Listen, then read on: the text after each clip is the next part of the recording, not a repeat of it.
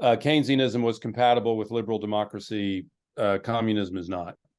Communism is a system of political tyranny, and it fell because it was a system of political tyranny. So there is a profound divide in the world.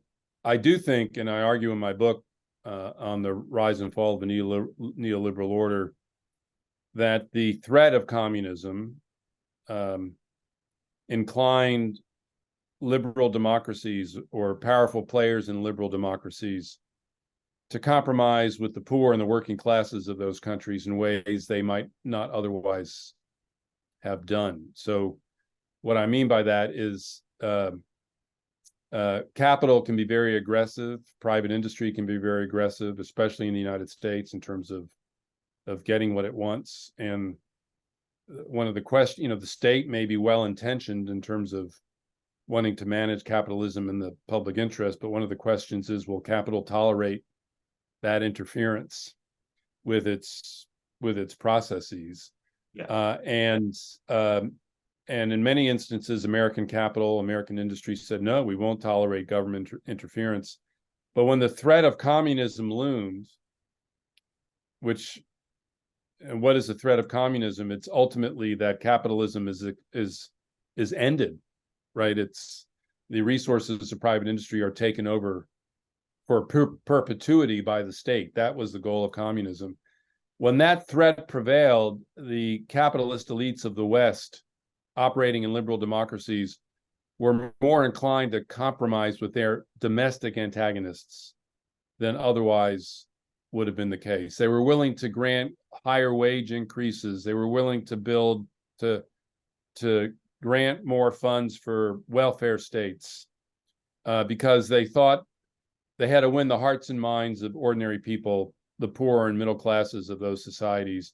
And in order to win their hearts and minds, they had to give them a decent way of life, so that poor people in those countries would not be tempted by communism or a communist revolution. And in the 50s and 60s, and I'm sure this was, I don't know the history of Pakistan intimately. I know somewhat more about the history of India.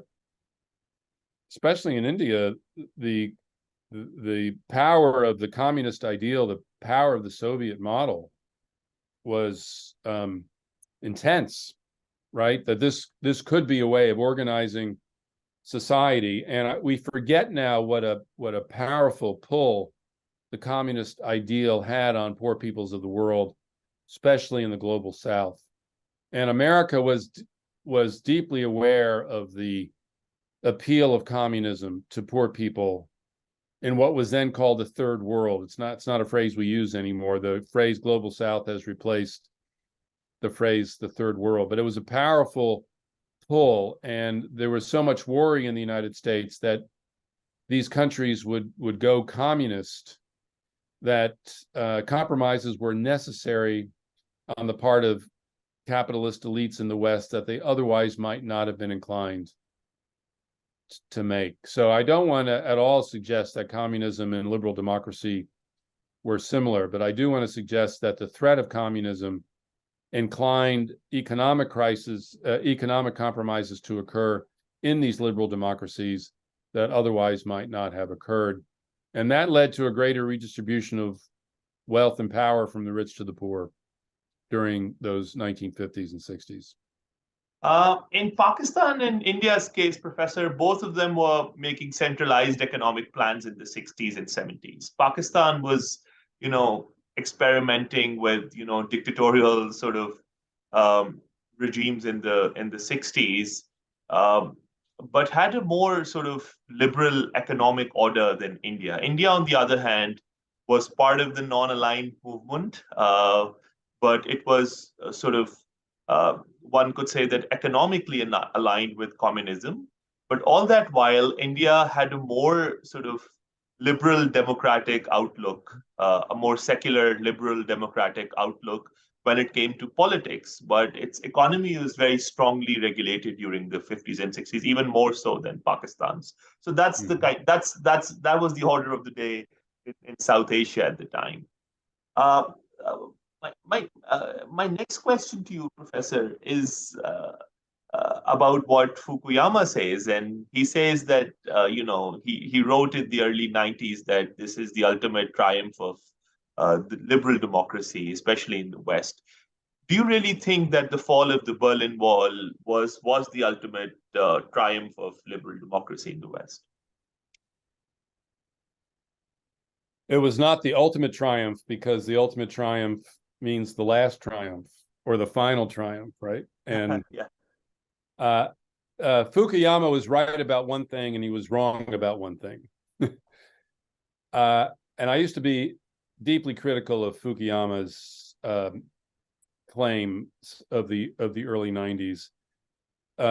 What he understood was that the collapse of communism, not just as an actual socialist regime in the Soviet Union and elsewhere, but as an aspiration, as an ideal, the notion that workers of the world could unite, take over, have their states take over the private economies in the interest of the working class and create a good society as an alternative to capitalism. The collapse of this had been, I believe, the most powerful idea in the world from the Russian Revolution of 1917 until the collapse of communism in 1991. And it didn't matter whether you were communist or anti-communist, but just about everyone in the world had to choose which side they were on. And that's what I mean by the power of that ideal. There was a non-aligned movement, as you said, that India tried to lead, but the space for that was always small and fragile and difficult to maintain. And so the collapse of this ideal, the collapse of this alternative, was enormously consequential. And what Fukuyama got right was his declaration that with the death of communism, the last universal alternative to capitalism disappeared from the world. And here the crucial word is universal. It didn't mean there could not be sort of regional revolts against capitalism, say grounded in religion, say Islam or Christianity in various places.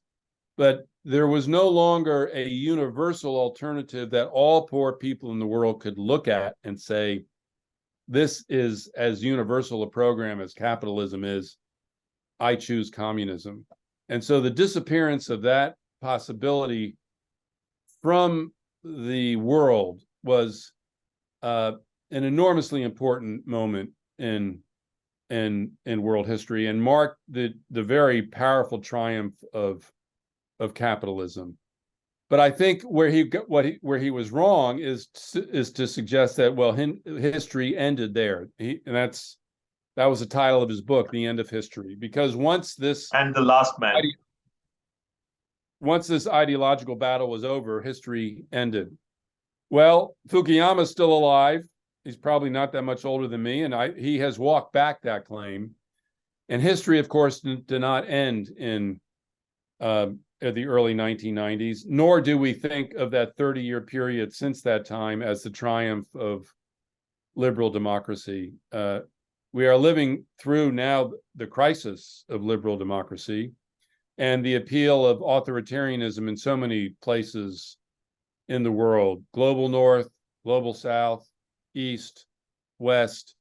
The appeal of authoritarianism is almost everywhere in the world. And so even though one of the antagonists of liberal democracy was defeated decisively in 1991, that being communism, the idea that it would have the world as its oyster and there would be no challenges to its rule and its triumph was a very short-sighted notion. So in that respect, he was wrong, and we are in the midst of profound challenges to the continuation of liberal democracy in the world right now. History has most definitely not ended. We don't know yet what the shape of domestic and international politics in the 2030s, a decade from now, is going to look like. Everything right now is up for grabs. Professor, time flew and we're rushing towards the end of the show. We're past 25 minutes already. I'll just pitch my last question to you.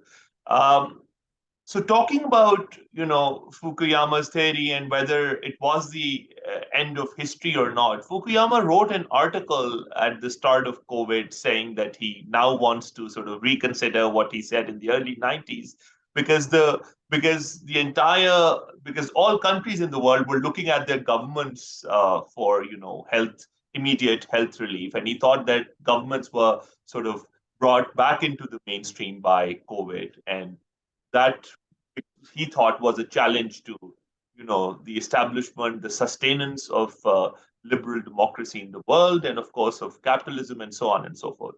But there also have been talks about this Chinese authoritarianism and rise of China, which is also a competitor to this Western liberal democratic order. What do you really think would be the going forward would be the biggest sort of challenger to the Western liberal democratic order? Would it be China, or would it be some sort of structural changes in the global economy that could bring up something as sort of transformative as COVID was?